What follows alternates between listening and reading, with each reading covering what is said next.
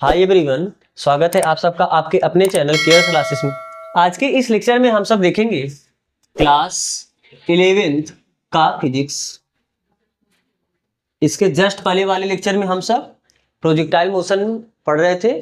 तो projectile motion में हमने दो हेडिंग आपका किया है कि जब किसी कण को आप यू वेलोसिटी से थीटा एंगल पर फेंकते हो तो वह कण जब चल के जमीन पर जाएगा तो जो पूरा टाइम होता था उससे हम क्या बोलते हैं, टाइम ऑफ फ्लाइट यानी उड्डयन का समय। और ये होता कितना है, 2u sin थीटा अपान जी। ठीक है। और कल अभी हमने किया कि ये पार्टिकल कितना मैक्सिमम हाइट तक जाएगा, इस मैक्सिमम हाइट को हम क्या बोलते हैं, एच मैक्स बोलते हैं। और ये जो आपका मैक्सिमम हाइट आया था ये कितना आया था, you square sine square theta upon 2d। ठीक है। तो वहां पर आपने जो मैक्सिमम हाइट किया था, आप मैक्सिमम हाइट जो वहां पर आपने निकाला था, तो हम यहाँ पर एक दूसरे मेथड से निकालते हैं। कैसे, ध्यान से देखो। जब कण यहां पर पहुंचेगा उस केस में उसका वेलोसिटी कितना हो जाएगा, 0। बोलो, आपको ये पता है ना कि प्रोजेक्टाइल मोशन में जब कण ऊपर जाता है, अब पार्टिकल का दो वेलोसिटी होता है, एक वेलोसिटी का x घटक होता है और एक वेलोसिटी का y घटक होता है। तो जब पार्टिकल ऊपर जाता रहता है उसका जो y घटक होता है वेलोसिटी का, वो कम होता जाता है। और जब मैक्सिमम हाइट पे पार्टिकल पहुंचता है उस समय वेलोसिटी का जो y घटक होता है वो कितना हो जाता है, 0।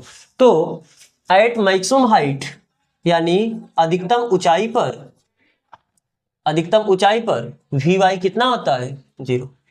वेलोसिटी का y घटक कितना हो जाता है, 0। और आपको पता है ना v बराबर क्या होता है, u प्लस at।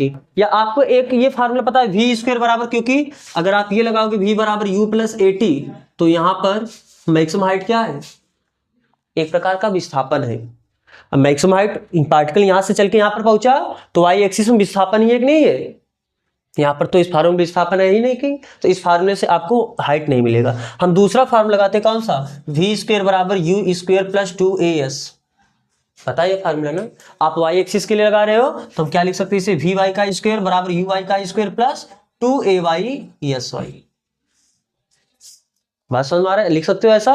अब बताओ vy का वैल्यू है कितना, 0 का स्क्वायर बराबर uy, इस u का जो ux होता है ये क्या होता है, u cos थीटा, और जो ui होता है यह कितना होता है, u sin थीटा।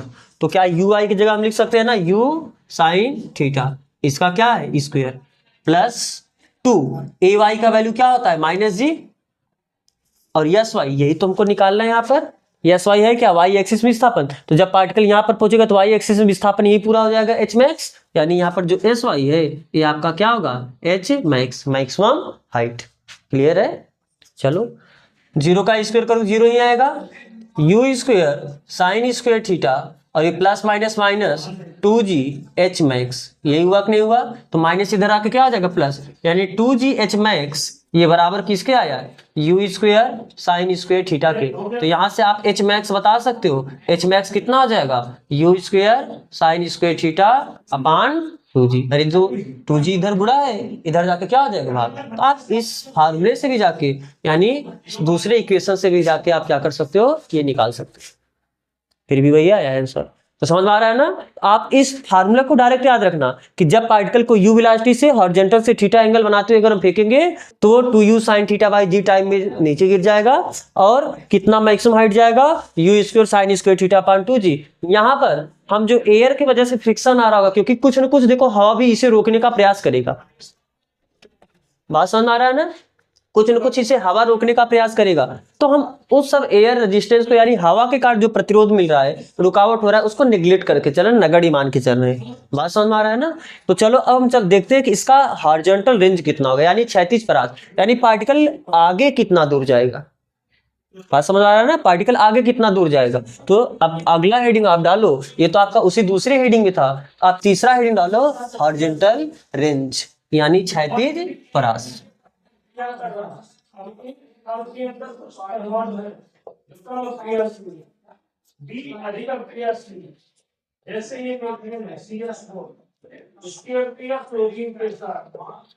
चलो क्या है क्षैतिज परास, ये तो आपको पता है यू एक्स बराबर है कितना, यू कॉस थीटा।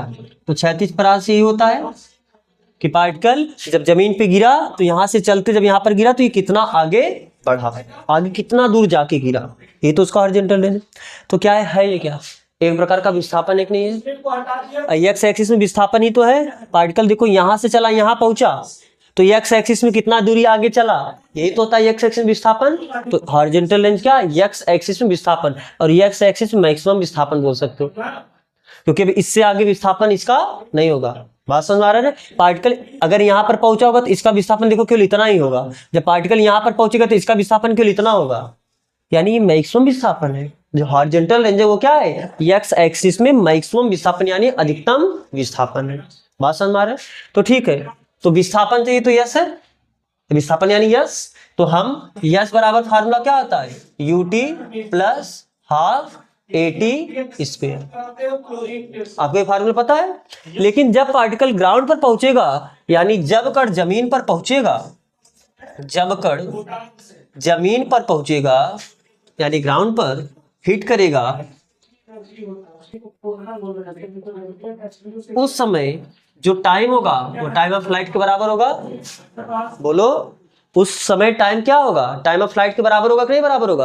अरे जब कण पहुंच चलते चलते यहाँ पर पहुंच जाएगा तो उसी टाइम को तो हम टाइम ऑफ फ्लाइट कहते हैं। टाइम ऑफ फ्लाइट क्या है, पूरा यहाँ से यहाँ तक पहुंचने में लिया गया समय। तो यहाँ पर जो टाइम होगा वो टाइम ऑफ फ्लाइट के बराबर होगा, और टाइम ऑफ फ्लाइट होता कितना है, 2u sin थीटा अपान जी। ठीक है, तो जो ये इक्वेशन है एक्स एक्सिस के लिए हम लगा रहे हैं, क्योंकि हॉरिजॉन्टल रेंज क्या है, एक्स एक्सिस में मैक्सिमम विस्थापन है, तो हम एक्स एक्सिस के लिए फार्मूला लगा रहे हैं। तो ये फार्मूला एस एक्स बराबर क्या हो जाएगा, यू एक्स, और टी की जगह हम क्या लिखेंगे, कैपिटल टी प्लस हाफ, ए की जगह हम क्या लिखेंगे, ए एक्स, और टी की जगह हम क्या लिखेंगे, कैपिटल टी का स्क्वायर। तो एस एक्स बराबर क्या होगा, यू एक्स का वैल्यू है कितना, यू कॉस थीटा, और कैपिटल टी का वैल्यू कितना है, 2u साइन थीटा अपान जी, प्लस हाफ ए एक्स का वैल्यू कितना होता है, अरे जितना भी जो भी एक्सीलरेशन है वो एक्सीलरेशन किस डायरेक्शन में, वाई डायरेक्शन में। एक्स डायरेक्शन में एक्सीलरेशन है ही नहीं, तो जब एक्स डायरेक्शन में एक्सीलरेशन नहीं है साहब तो एक्स का वैल्यू कितना हो गया, 0। अब बाकी टाइम कुछ भी हो तो ये तो पूरा 0 का गुणा भाग होकर 0 ही होने वाला है। तो कितना हो जाएगा, एस एक्स बराबर कितना, देखो दो ऐसे लिख दे, या एक काम करो ध्यान से यहाँ पर देखो, u और u मिलके क्या हो जाएगा, u स्क्वायर, और इसको हम थोड़ा अरेंज करके लिखते हैं कैसे, दो को पहले ले लेते हैं, u और u मिलके u स्क्वायर हो चुका है, दो को मैंने वैसे लिखा, यहाँ पर क्या है साइन थीटा, और यहाँ पर क्या है कॉस थीटा, और अपान में क्या है जी, और ये तो पूरा क्या हो गया 0, और 0 को फिर लिखने का कोई मतलब है नहीं। तो आपको बेसिक मैथ में मैंने जब ट्रिग्नोमेट्रिक फार्मूलाज बताए हैं तो वहां पर आपको बताया है 2 sine theta into cos theta किसका फार्मूला होता है, साइन 2 थीटा का। अरे वहां पर साइन 2 थीटा का, कॉस 2 थीटा का, टेन 2 थीटा का, इन सब का फार्मूला बताया कि नहीं बताए। तो याद रखना जो 2 sine theta into cos theta है ये किसका फार्मूला होता है, साइन 2 थीटा का। तो साइन 2 थीटा अपान जी ये किसका फार्मूला आ गया, हॉरिजॉन्टल रेंज का। तो अगर आपको पता है कि पार्टिकल को मैंने कितने वेलोसिटी से फेंका, 20 मीटर पर सेकंड से फेंका या 30 मीटर पर सेकंड से फेंका, तो आपको यू पता हो गया, और कोण पता चल जाए कि कितने कोण से फेंका, 15 अंश से फेंका, 30 अंश से फेंका, कितने अंश से फेंका, तो उस स्थिति में आप हॉरिजॉन्टल रेंज ही बता सकते हो। हॉरिजॉन्टल रेंज का फार्मूला क्या हो जाएगा, u square sine 2 theta upon g. तो आप हॉरिजॉन्टल रेंज का भी फार्मूला याद रखना, u square sine 2 theta upon, समझ में आ रहा है ना। तो क्या तीनों फार्मूला याद हो गया। टाइम ऑफ फ्लाइट कितना होगा, बिना देखे बताओ, 2u sine theta upon g. Maximum height का फार्मूला क्या होता है, u square sine square theta upon 2g। और जो आपका हॉरिजॉन्टल रेंज होता है, हॉरिजॉन्टल रेंज का फार्मूला क्या होगा, u square sine 2 theta upon g. याद रहे ना, अब ये तीनों फार्मूला आपको याद रखना है। तो चलो अब हम देखते हैं कि अब मान लो पार्टिकल ये चल रहा है, किसी टाइम पर आपको पार्टिकल का कोऑर्डिनेट पूछा, कोऑर्डिनेट यानी निर्देशांक पूछ लिया, यानी आपको दे दिया कि किसी पार्टिकल को मैंने 20 मीटर पर सेकंड की स्पीड से फेंका और कितने कोण पर, मान लो 30 अंश के कोण पर। तो बताओ कि वह पार्टिकल 2 सेकंड बाद उस पार्टिकल का निर्देशांक क्या होगा, यानी वो पार्टिकल कहां पर होगा। 3 सेकंड बाद उस पार्टिकल का निर्देशांक क्या होगा, यानी वो पार्टिकल कहां होगा। तो आप हेडिंग डालो, किसी टाइम टी पर कण का निर्देशांक, यानी coordinate of particle at time T. समय टी पर कण का निर्देशांक अब निर्देशांक का मतलब पार्टिकल 1D मोशन कर रहा है कि 2D मोशन कर रहा है कि 3D मोशन कर रहा है? पार्टिकल 2D मोशन ही तो कर रहा है ना, यानी द्विमीय गति कर रहा है। तो यानी पार्टिकल कुछ x में चल रहा है और पार्टिकल कुछ y में चल रहा है। तो निर्देशांक बताने के लिए आप कैसे बताओगे? आप देख लो पार्टिकल x में कितना चला है और पार्टिकल y में कितना चला है। तो x में जितना चला है कामा y में जितना चला है वही क्या हो जाएगा, उसका निर्देशांक हो जाएगा। तो यानी हम मान लो कि ध्यान से देखो, ये आपका x एक्सिस है और ये आपका y एक्सिस है। मैंने u वेलोसिटी से कण को थीटा एंगल बनाते हुए थ्रो किया, फेंका, तो क्या होगा? ये कण आपका इस तरीके से चल के जाके यहाँ पर गिरेगा। तो मान लो किसी टाइम पर कण यहाँ पर पहुंचा, ये देखो मैक्सिमम हाइट कहीं ना कहीं लगभग यहाँ होगा, तो हम वहां पर नहीं ले रहे, हम यहाँ पर ले रहे। किसी टाइम टी पर, ये किस टाइम पर है? एट टाइम टी, किसी समय टी पर कण कहाँ पहुंचा? यहाँ पर पहुंचा। और मान लेते हैं यह निर्देशांक कितना है? x कामा y। इस बिंदु का निर्देशांक आपको ये बताना किसी टाइम टी पर उस कण का निर्देशांक क्या है। तो अब ध्यान से देखो, अगर इस बिंदु का x निर्देशांक x है, यानी कण x में x दूरी चला है और y एक्सिस में कण कितना दूरी चला है? y दूरी चला है। तो आप पता करो टाइम टी पर कण x में कितना चलेगा। तो चलने का मतलब विस्थापन एक प्रकार का हुआ कि नहीं हुआ? अरे कण का थीटा में कितना विस्थापन हुआ? x एक्सिस में, वो x में विस्थापन हो गया, और y में कण जितना चला वो y में विस्थापन हो गया। तो आप क्या करो, टाइम टी पर कण का x एक्सिस में विस्थापन निकालो और टाइम टी पर आप कण का y एक्सिस में विस्थापन निकाल लो। यानी आपको पता है फार्मूला, s बराबर ut plus half at square. और आपको पता है कि ये u(x) क्या होता है? u cos थीटा, और uy कितना होता है? uy कितना होता है? u sin theta.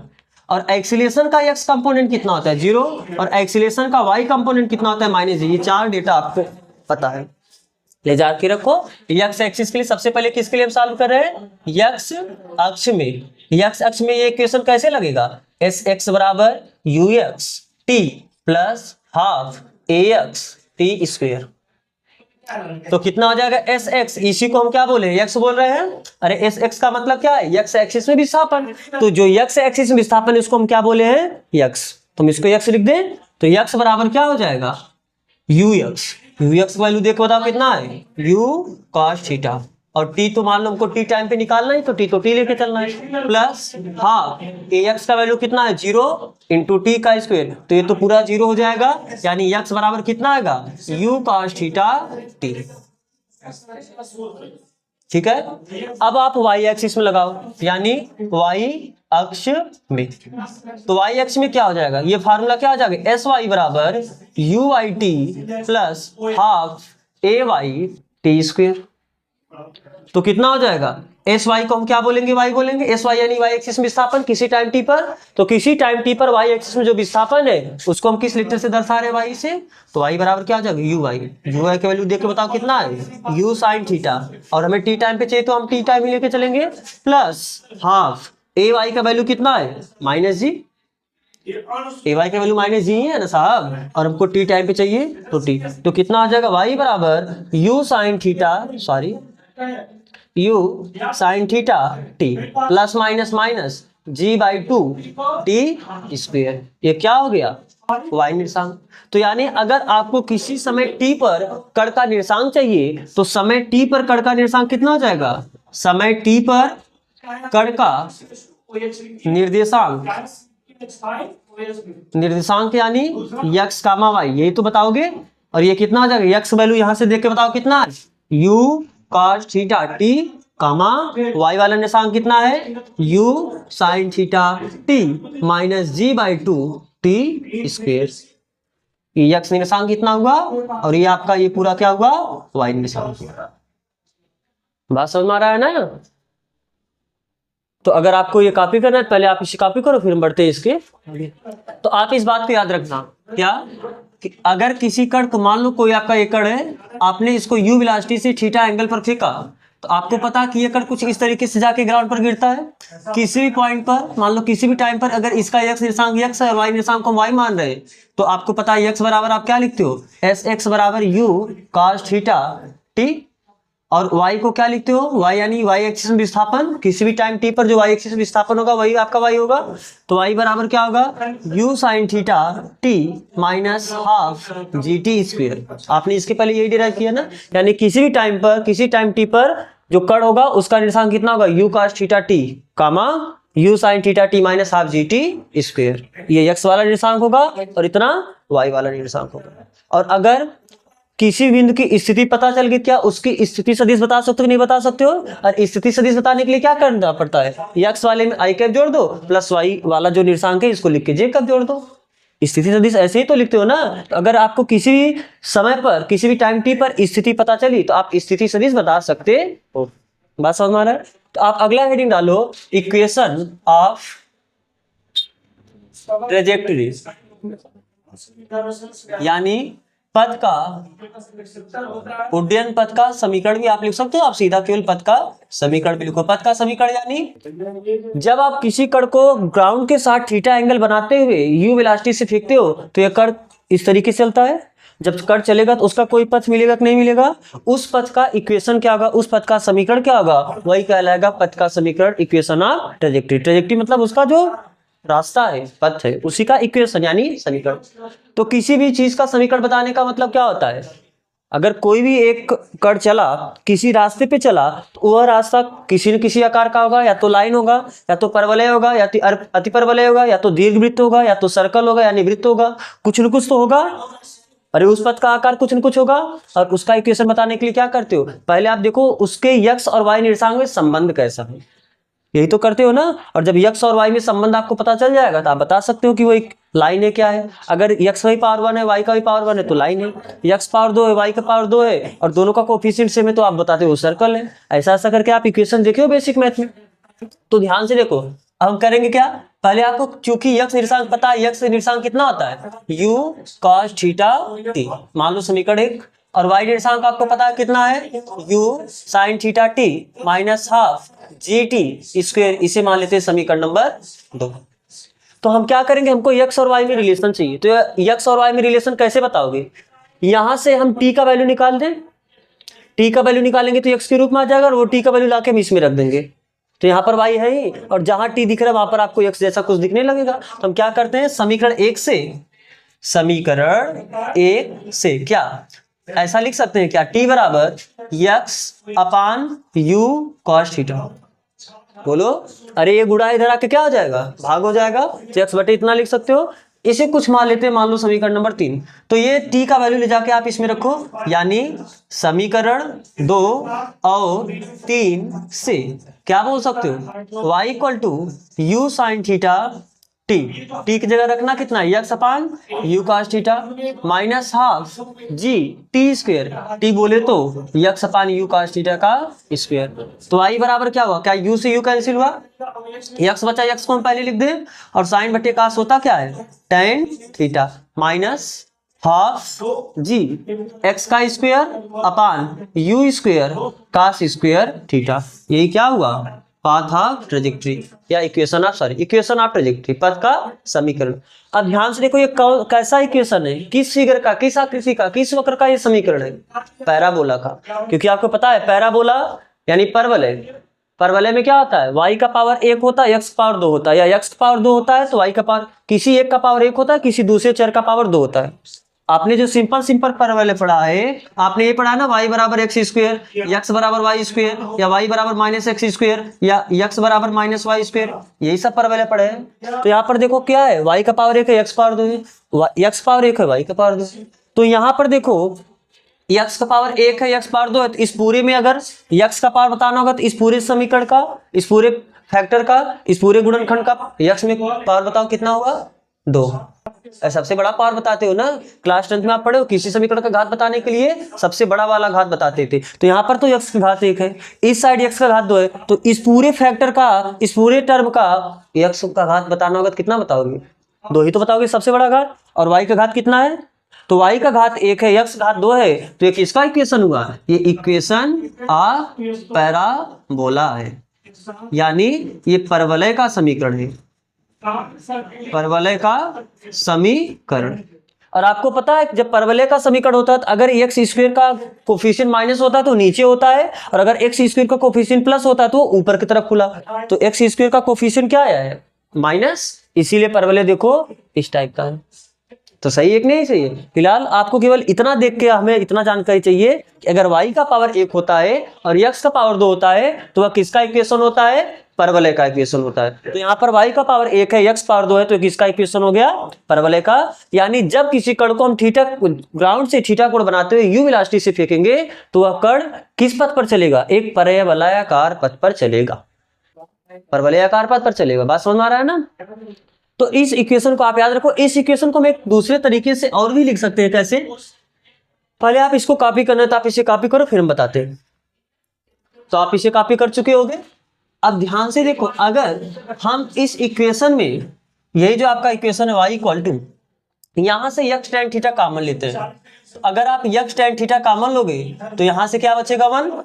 x tan theta पूरा कॉमन लेते आपको कुछ नहीं बचा तो 1 बचा, माइनस 1/2 पूरा का पूरा है, g वैसे था। देखो यहाँ पर 2x था, आपने 1x कॉमन ली तो 1x बचा।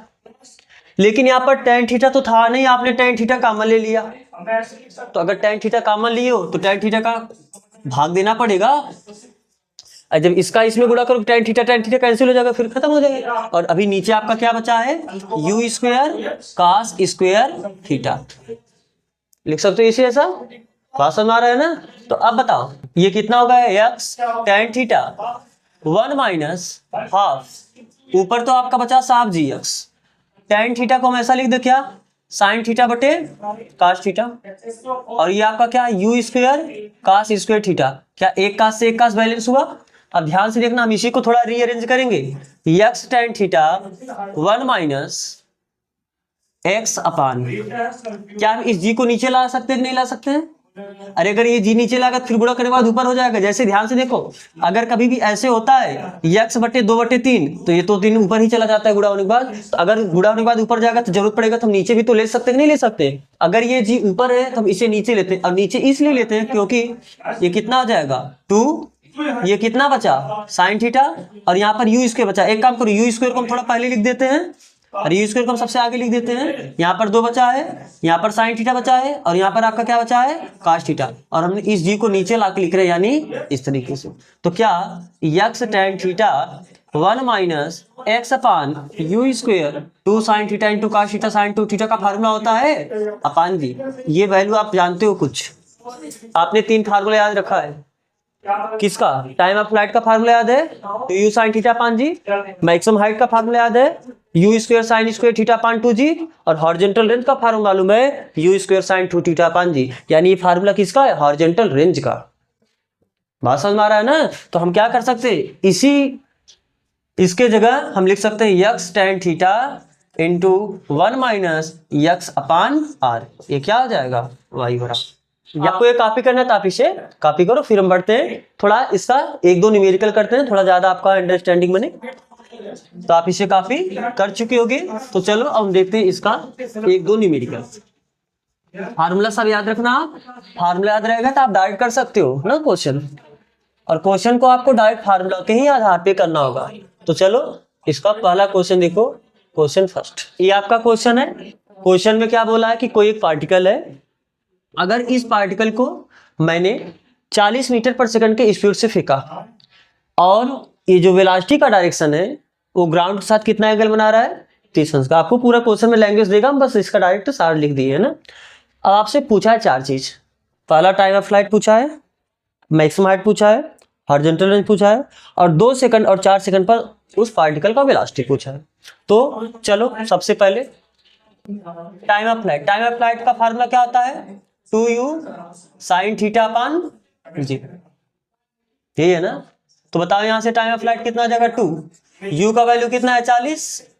साइन थीटा, थीटा का वैल्यू कितना है? और g का वैल्यू कुछ नहीं दिया तो आप 10 लो, और अगर आपको क्वेश्चन में दिया रहेगा तो आप 9.8 लोगे। तो t बराबर कितना आया? 2 इंटू 40 इंटू साइन 30 का वैल्यू कितना होता है? 1/2, और बटे कितना है? 10। 10 गुना और 20 गुना, तो टाइम ऑफ फ्लाइट कितना आ गया? 4 सेकंड। टाइम ऑफ फ्लाइट एक प्रकार का टाइम है ना। तो यानी कण 4 सेकंड में जमीन पे क्या होगा? वापस आ जाएगा। अब दूसरा पार्ट इसमें क्या पूछा था? Maximum height. तो मैक्सिमम हाइट का फार्मूला क्या होता है, आपको पता है ना, एच मैक्स बराबर you square sine square theta upon 2g। तो कितना हो जाएगा, u का वैल्यू कितना है 40, तो 40 का square sine square theta, theta का वैल्यू कितना है 30 अंश बटे 2, और g का वैल्यू कुछ नहीं बोला है तो आपको कितना लेना है 10। तो इसका मतलब क्या हुआ, 40 गुणे 40 और साइन 30 अंश, साइन 30 अंश का वैल्यू कितना होता है 1/2, तो 1/2 का स्क्वायर करोगे तो 1/4 हो जाएगा बटे 20, 4 दाम 40 हुआ, तो कितना हुआ 40 गुणे 10 बटे 20, 20 दूना 10 दूना 20। मैक्सिमम हाइट है, मैक्सिमम हाइट का मतलब ये मीटर में होगा, तो यानी जो कण का मैक्सिमम हाइट होगा ये कितना होगा 20 मीटर। बात समझ में आ रहा है ना। पहले आपको ये कॉपी करना था, आप इसे कॉपी करो। अब देखो तीसरा पार्ट इसका क्या बोला है, हॉरिजॉन्टल रेंज। हॉरिजॉन्टल रेंज का फार्मूला क्या होता है, u square sine 2 theta upon g. तो यहां से बताओ, तो क्या आप ये तो कैलकुलेट ही कर लोगे, अरे सीधा यू का वैल्यू देखो, अच्छा साइन 2 थीटा यहाँ पर आप दिक्कत हो सकता है आपको, यू का वैल्यू कितना है 40, 40 का स्क्वायर साइन 2 थीटा, थीटा की जगह कितना है 30 अंश बटे जी का वैल्यू कितना लेना है 10, तो 40 का स्क्वायर यानी 40 गुणे 40 और साइन 2 थीटा यानी साइन 60 अंश हो जाएगा बटे 10, तो कितना हुआ 0 से 0 कैंसिल हुआ, 4 से 16 कितना हो जाएगा 160, और साइन 60 अंश का वैल्यू कितना होता है √3/2, तो जब 2 से कैंसिल हुआ 80 दूना 160, तो 80 √3 ये क्या मीटर, क्योंकि हॉरिजॉन्टल रेंज क्या होता है एक्स एक्सिस में तय की गई दूरी जब पार्टिकल ऊपर चल के नीचे आ जाएगा। तो अब आपको चौथा क्या पूछा है, वेलोसिटी एट, हम एक टाइम पे बता दे रहे हैं, सेम आप दूसरे टाइम पे कैलकुलेट कर लोगे। तो आपको पता है कि अगर वेलोसिटी बताना है तो अब यहाँ पर कण का वेलोसिटी केवल x में नहीं होगा, केवल y में नहीं होगा, x में भी होगा, कुछ न कुछ वेलोसिटी y में होगा। तो आप x वेलोसिटी अलग से कैलकुलेट कर लो और y वेलोसिटी अलग से कैलकुलेट कर लो, और दोनों को i कैप j कैप लगा के जोड़ दोगे तो ये आपका क्या हो जाएगा वेलोसिटी हो जाएगा। और आपको ये भी पता है कि x एक्सिस में वेलोसिटी चेंज भी नहीं होता है, जो वेलोसिटी चेंज होता है किसमें केवल चेंज होता है, तो फिलहाल हम करते हैं कितने t = 2 सेकेंड में। ध्यान से बताओ, ux पता है ना, अरे ux कैसे निकालते हो, इसका जो x घटक होगा यानी u cos theta, u cos theta, तो ux बराबर क्या होता है u cos थीटा, u का वैल्यू कितना है 40 और cos थीटा का वैल्यू कितना है 30 अंश, तो 40 cos 30 का वैल्यू कितना होता है √3/2, तो कितना आ जाएगा 20 √3। और ui बताओ क्या है, ui कैसे निकालते हो, u sin theta, u sin theta यानी 40 sin थीटा, थीटा की जगह कितना है 30 अंश, तो sin 30 अंश का वैल्यू कितना होता है 1/2 यानी कितना आ गया 20।